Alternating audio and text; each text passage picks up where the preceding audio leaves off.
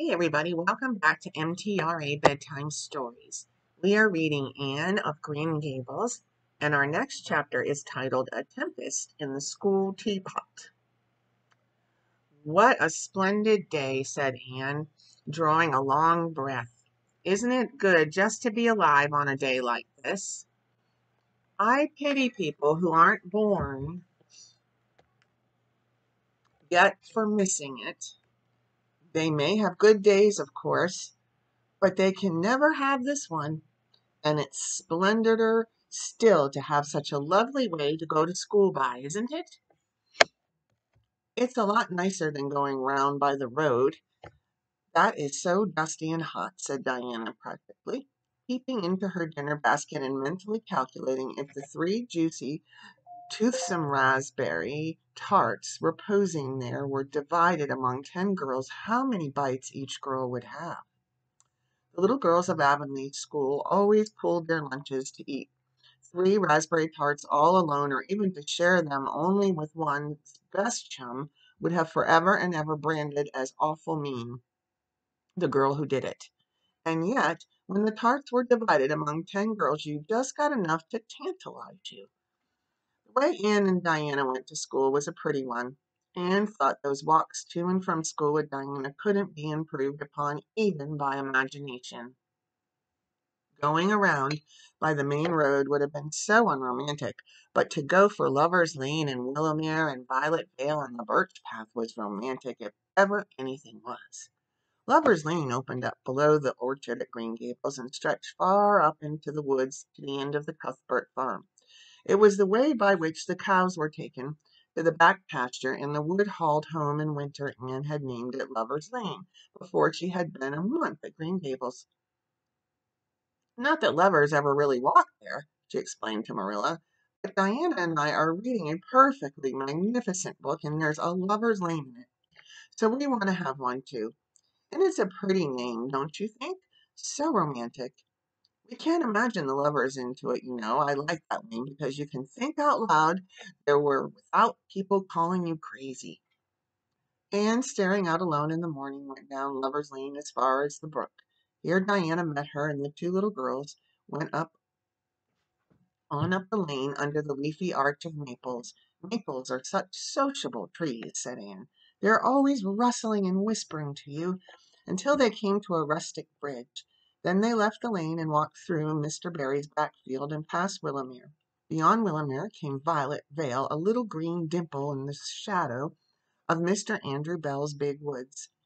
Of course, there were no violets there now, Anne told Marilla, but Diana says there are millions of them in the spring. Oh, Marilla, can't you just imagine you see them? It actually takes away my breath. I named it Violet Vale. Diana says she never saw the beat of me for hitting on fancy names for places. It's nice to be clever at something, isn't it? But Diana named the Birch Path. She wanted to, so I let her. But I'm sure I could have found something more poetical than plain Birch Path. Anyone can think of a name like that, but the Birch Path is one of the prettiest places in the world, Marilla. It was. Other people besides Anne thought so when they stumbled on it. It was a little narrow twisting path winding down over a long hill straight through Mr. Bell's woods, where the light came down, sifted through so many emerald screens, and it was as flawless as the heart of a diamond. It was fringed in all its length with slim young birches, white-stemmed and lissom-bowed ferns, and starflowers and wild lilies of the valley and scarlet tufts of pigeonberries grew thickly along it, and always there was a delightful spiciness in the air, and music of bird calls and the murmur and laugh of wood winds in the trees overhead. Now and then you might see a rabbit skipping across the road if you were quiet, which with Anne and Diana happened about once in a blue moon. Down in the valley, the path came out to the main road, and then it was just up the spruce hill to the school.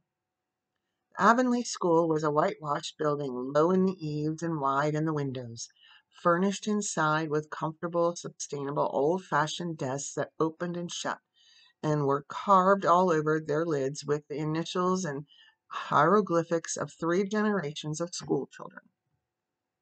The school was set back from the road, and behind it was a dusky fir wood and a brook where all the children put their bottles of milk in the morning to keep cool and sweet until dinner hour.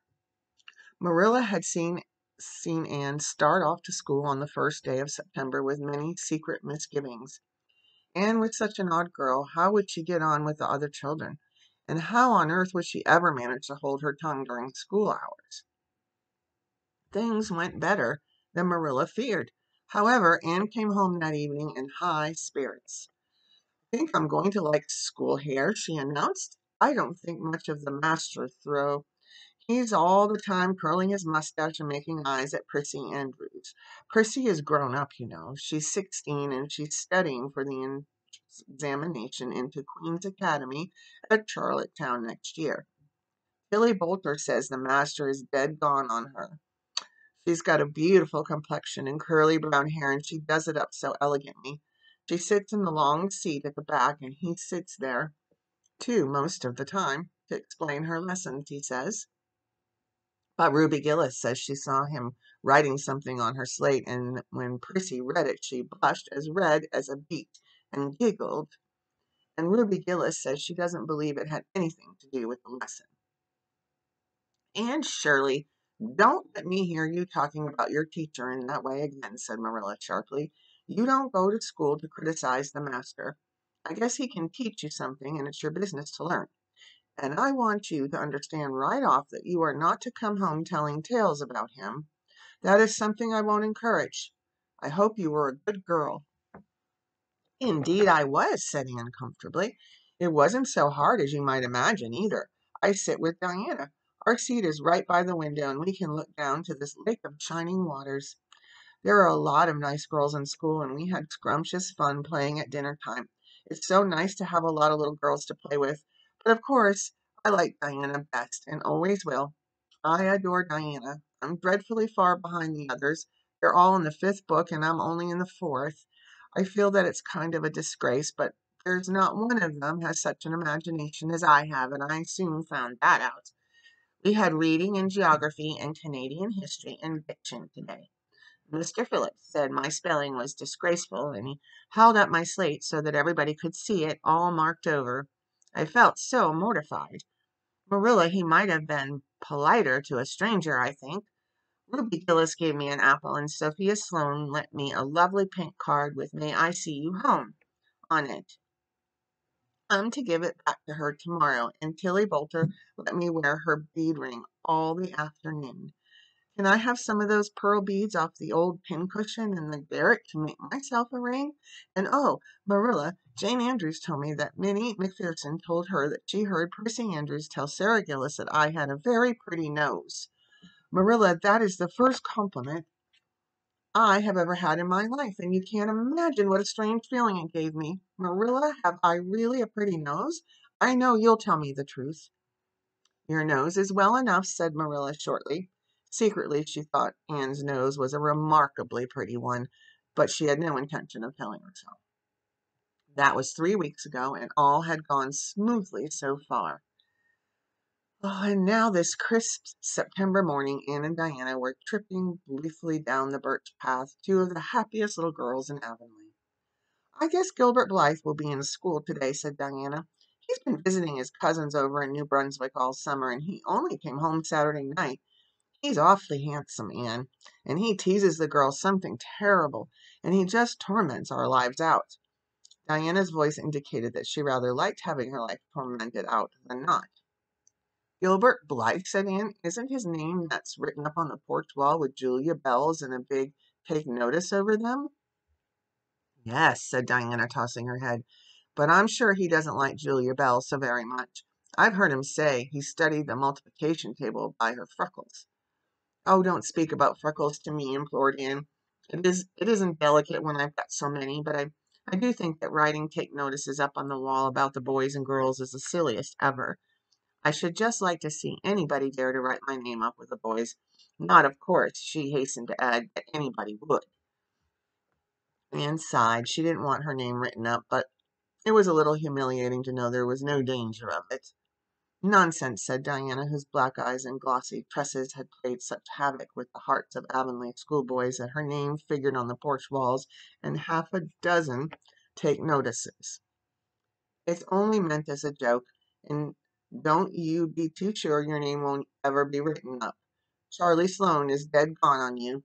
He told his mother, mind you, that you were the smartest girl in school. That's better than being good looking.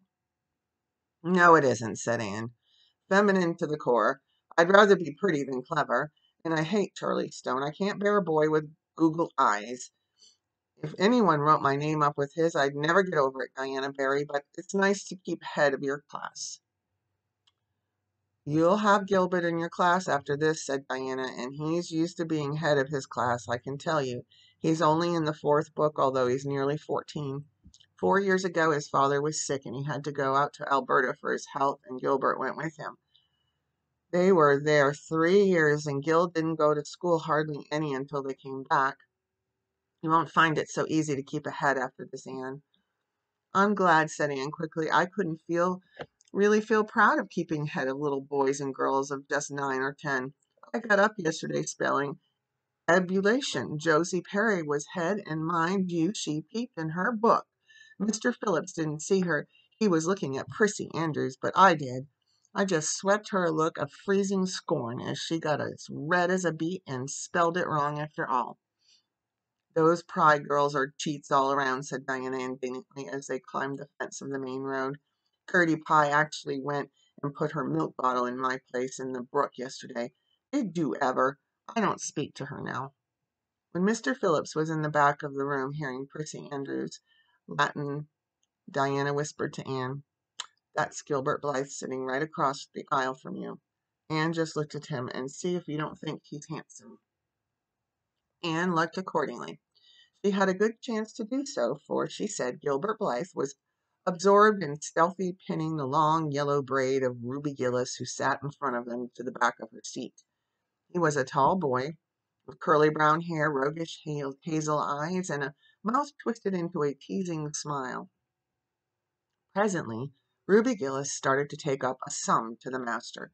She fell back into her seat with a little shriek, believing that her hair was pulled out by the roots.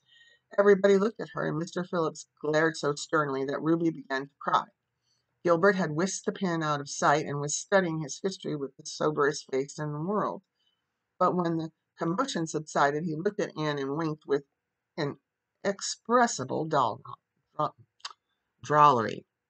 "I think your Gilbert Blythe is handsome," confided Anne to Diana, "but I think he's very bold. It isn't good manners to wink at a strange girl." But it was not until the afternoon that things really began to happen. Mr. Phillips was back in the corner explaining a problem in algebra to Prissy Andrews, and the rest of the scholars were doing pretty much as they pleased, eating green apples, whispering, drawing pictures on their slates, and driving crickets harnessed to strings up and down the aisle. Gilbert Blythe was trying to make Anne Shirley look at him and failing utterly, because Anne was at that moment totally oblivious not only to the very existence of Gilbert Blythe, but of every other scholar in Avonlea School itself. With her chin propped on her hands and her eyes fixed on the blue glimpse of the lake of shining waters that the west window afforded, she was far away in a gorgeous dreamland, hearing and seeing nothing save her own wonderful visions. Gilbert Blythe wasn't used to putting himself out to make a girl look at him and meeting with failure. She should look at him, that red-haired Shirley girl, with the little pointed chin and the big eyes that weren't like the eyes of any other girl in Avonlea School. Gilbert reached across the table, picked up the end of Anne's long red braid, held it out at arm's length, and said in a piercing whisper, "Carrots, carrots." Then Anne looked at him with a vengeance. She did more than look. She sprang to her feet, her bright fancies fallen into cruelest ruin. She flashed one indignant glance at Gilbert from eyes whose angry sparkle was swiftly quenched in equally angry tears. "You mean, hateful boy!" she exclaimed passionately. "How dare you?" And then thwack! Anne had brought her slate down on Gilbert's head and cracked it. Slate, not head, clear across. Avonlea School always enjoyed a scene. This was an especially enjoyable one. Everybody said, "Oh," in horrified delight. Diana gasped. Ruby Gillis, who was inclined to be hysterical, began to cry. Tommy Sloane let his team of crickets escape him altogether while he stared open-mouthed at the tableau. Mr. Phillips stalked down the aisle and laid his hand heavily on Anne's shoulder. "Anne Shirley, what does this mean?" he asked angrily. Anne returned no answer. It was asking too much of flesh and blood to expect her to tell before the whole school that she had been called carrots. Gilbert, it was who spoke up. "It was my fault, Mr. Phillips. I teased her." Mr. Phillips paid no heed to Gilbert. "I'm sorry to see a pupil of mine displaying such a temper and such a vindictive spirit," he said in a solemn tone, as if the mere fact of being a pupil of his ought to root out all evil passions from the hearts of small, imperfect mortals. "Anne, go and stand on the platform in front of the blackboard for the rest of the afternoon." Anne would have infinitely preferred a whipping to this punishment, under which her sensitive spirit quivered as from a whiplash. With a white, set face, she obeyed. Mr. Phillips took a chalk crayon and wrote on the blackboard above her head, "Anne Shirley has a very bad temper. Anne Shirley must learn to control her temper," and then read it out loud so that even the primer class, who couldn't read anything, should understand it. Anne stood there the rest of the afternoon with that legend above her. She did not cry or hang her head. Anger was still too hot in her heart for that, and it sustained her amid all her agony of humiliation. With resentful eyes and passion-red cheeks, she confronted alike Diana's sympathetic gaze and Charlie Sloane's indignant nods and Josie Pye's malicious smiles. As for Gilbert Blythe, she would not even look at him. She would never look at him again. She would never speak to him. When school was dismissed, Anne marched out with her red head held high. Gilbert Blythe tried to intercept her at the porch door. "I'm awfully sorry I made fun of your hair, Anne," he whispered contritely. "Honest I am. Don't be mad for keeps now." Anne swept by disdainfully without looking or sign of hearing. "Oh, how could you, Anne?" breathed Diana as they went down the road, half reproachfully, half admiringly. Diana felt that she could never have resisted Gilbert's plea. "I shall never forgive Gilbert Blythe," said Anne firmly. "And Mr. Phillips spelled my name without an E, too. The iron has entered into my soul, Diana." Diana hadn't the least idea what Anne meant, but she understood it was something terrible. "You mustn't mind Gilbert making fun of your hair," she said soothingly. "Why, he makes fun of all the girls. He laughs at mine because it's so black. He called me a crow a dozen times, and I never heard him apologize for anything before, either." "There's a great deal of difference between being called a crow and being called carrots," said Anne with dignity. "Gilbert Blythe has hurt my feelings excruciatingly, Diana. It is possible the matter might have blown over without more excruciation if nothing else had happened, but when things began to happen, they are apt to keep on. Avonlea scholars often spent noon hour picking gum in Mr. Bell's spruce grove over the hill and across his big pasture field. From there they could keep an eye on Eben Wright's house where the master boarded. When they saw Mr. Phillips emerging therefrom, they ran for the schoolhouse. But the distance being about 3 times longer than Mr. Wright's lane, they were very apt to arrive there breathless and gasping, some 3 minutes too late. On the following day, Mr. Phillips was seized with one of his spasmodic fits of reform and announced before going home to dinner that he should expect to find all the scholars in their seats when he returned. Anyone who came in late would be punished. All the boys and some of the girls went to Mr. Bell's spruce grove as usual, fully intending to stay only long enough to pick a chew. But the spruce groves are seductive and yellow nuts of gum beguiling. They picked and loitered and strayed, and as usual, the first thing that recalled them to the sense of the flight of time was Jimmy Glover, shouting from the top of the patriotic old spruce, "Master's coming!" The girls who were on the ground started first and managed to reach the schoolhouse in time, but without a second to spare. The boys, who had to wriggle hastily down from the trees, were later, and Anne, who had not been picking gum at all, but was wandering happily in the far end of the grove, waist deep among the bracken, singing softly to herself with a wreath of rice lilies on her hair, as if she were some wild divinity of shadowy places, with the latest of all. Anne could run like a deer, however. Run she did, with the impish result that she overtook the boys at the door and was swept into the schoolhouse among them just as Mr. Phillips was in the act of hanging up his hat. Mr. Phillips' brief reforming energy was over, He didn't want the bother of punishing a dozen pupils, but it was necessary to do something to save his word, so he looked about for a scapegoat and found it in Anne, who had dropped into her seat gasping for breath, with a forgotten lily wreath hanging askew over one ear and giving her a particularly rakish and dishevelled appearance. "Anne Shirley, since you seem to be so fond of the boys' company, we shall indulge your taste for this afternoon," he said sarcastically. "Take those flowers out of your hair and sit with Gilbert Blythe." The other boys snickered. Diana, turning pale with pity, plucked the wreath from Anne's hair and squeezed her hand. Anne stared at the master as if turned into stone. "Did you hear what I said, Anne?" queried Mr. Phillips sternly. "Yes, sir," said Anne slowly, "but I didn't suppose you really meant it." "I assure you I did." Still with the sarcastic inflection with all the children, and Anne especially hated, it flicked on the raw, "Obey me at once." For a moment Anne looked as if she meant to disobey. Then, realizing that there was no help for it, she rose hotly, stepped across the aisle, sat down beside Gilbert Blythe, and buried her face in her arms on the desk. Ruby Gillis, who got a glimpse of it as it went down, told the others going home from school that she'd actually never seen anything like it. It was so white and awful, little red spots in it. To Anne, this was as the end of all things. It was bad enough to be singled out for punishment from among a dozen equally guilty ones. It was worse still to be sent to sit with a boy, but that boy should be Gilbert Blythe, was heaping insult on injury to a degree utterly unbearable. Anne felt that she could not bear it, and it would be of no use to try. Her whole being seethed in with shame and anger and humiliation. At first the other scholars looked and whispered and giggled and nudged, but as Anne never lifted her head, and as Gilbert worked fractions as if his whole soul was absorbed in them, and them only, they soon returned to their own tasks, and Anne was forgotten.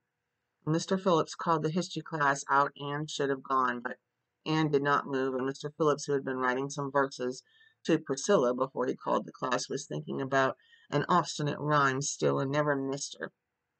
Once, when nobody was looking, Gilbert took from his desk a little pink candy heart with a gold motto on it, "You are sweet," and slipped it under the curve of Anne's arm. Whereupon Anne arose, took the pink heart gingerly between the tips of her fingers, dropped it on the floor, wound it to powder beneath her heel, and resumed her position without deigning to bestow a glance on Gilbert. When school went out, Anne marched to her desk, ostentatiously took out everything therein, books and writing tablet, pen and ink, testament and arithmetic, and piled them neatly on her cracked slate. "What are you taking all those things home for, Anne?" Diane wanted to know as soon as they were out on the road. She had not dared to ask the question before. "I'm not coming back to school any more," said Anne. Diana gasped and stared at Anne to see if she meant it. "Will Marilla let you stay home?" she asked. "She'll have to," said Anne. "I'll never go to school to that man again." "Oh, Anne," Diana looked as if she were ready to cry. I do think you're mean. What shall I do? Mr. Phillips will make me sit with that horrid Gertie Pye. I know he will, because she is sitting alone. Do come back, Anne." "I'd do most anything in the world for you, Diana," said Anne sadly. "I'd let myself be torn limb from limb if it would do you any good. But I can't do this, so please don't ask. You harry up my very soul." "Just think of all the fun you'll miss," mourned Diana. "We're going to build the loveliest new house down by the brook, and we'll be playing ball next week, and you've never played ball, Anne. It's tremendously exciting. And we're going to learn a new song. Jane Andrews is practicing it up now, and Alice Andrews is going to bring a new pansy book next week, and we're all going to read it out loud. Chapter about down by the brook, and you know you're so fond of reading out loud, Anne." Nothing moved Anne in the least. Her mind was made up. She would not go to school to Mr. Phillips again. She told Marilla so when she got home. "Nonsense," said Marilla. "It isn't nonsense at all," said Anne, gazing at Marilla with solemn, reproachful eyes. "Don't you understand, Marilla? I've been insulted." "Insulted, fiddlesticks. You'll go to school tomorrow as usual." "Oh, no." Anne shook her head gently. "I'm not going back, Marilla. I'll learn my lessons at home, and I'll be as good as I can be and hold my tongue all the time if it's possible at all, but I will not go back to school, I assure you." Marilla saw something remarkably like unyielding stubbornness looking out of Anne's small face. She understood that she would have trouble in overcoming it, but she resolved wisely to say nothing more just then. I'll run down and see Rachel about it this evening, she thought. There's no reasoning with Anne now. She's too worked up, and I've an idea she can be awful stubborn if she takes the notion. As far as I can make out from her story, Mr. Phillips has been carrying matters with a rather high hand, but it would never do to say so to her. I'll just talk it over with Rachel. She's sent 10 children to school, and she ought to know something about it. She'll have heard the whole story, too, by this time. Marilla found Mrs. Lynde knitting quilts as industrious and cheerfully as usual. I suppose you know what I've come about, she said, a little shamefacedly. Mrs. Rachel nodded. About Anne's fuss in school, I reckon, she said. Tilly Boulter was in on her way home from school and told me about it. I don't know what to do with her, said Marilla. She declares she won't go back to school. I never saw a child so worked up. I've been expecting trouble ever since she started school. I knew things were going too smooth to last. She's so high-strung. What would you advise, Rachel? Well, since you've asked my advice, Marilla, said Mrs. Lynde amiably. Mrs. Lynde dearly loved to be asked for advice. I would just humor her a little at first, that's what I do. It's my belief that Mr. Phillips was in the wrong. Of course, it doesn't do to say so to the children, you know. And of course, he did right to punish her yesterday for giving way to her temper. But today it was different. The others who were late should have been punished as well as Anne. That's what. I don't believe in making the girls sit with the boys for punishment. It isn't modest. Tilly Boulter was real indignant. She took Anne's part right through and said all the scholars did too. Anne seems real popular among them. Somehow I never thought she'd take up with them so well.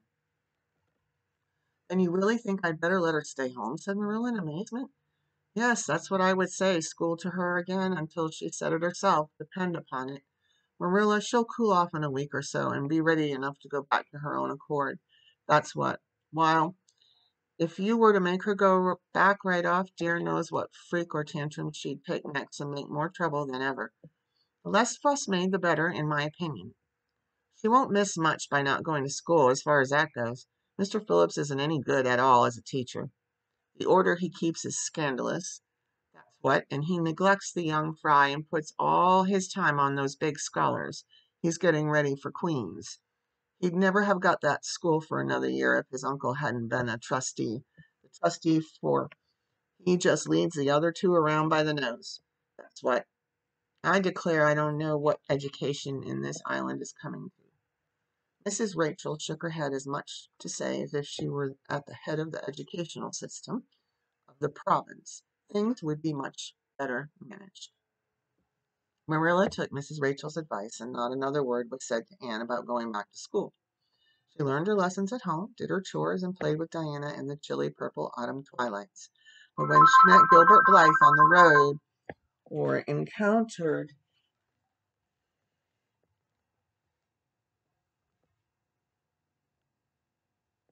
him in Sunday school, she passed by with an icy contempt that was no whit thawed by his evident desire to appease her. Even Diana's efforts as a peacemaker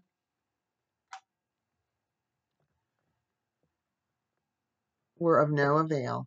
Anne had evidently made up her mind to hate Gilbert Blythe to the end of life. As much as she hated Gilbert, however, did she love Diana with all the love of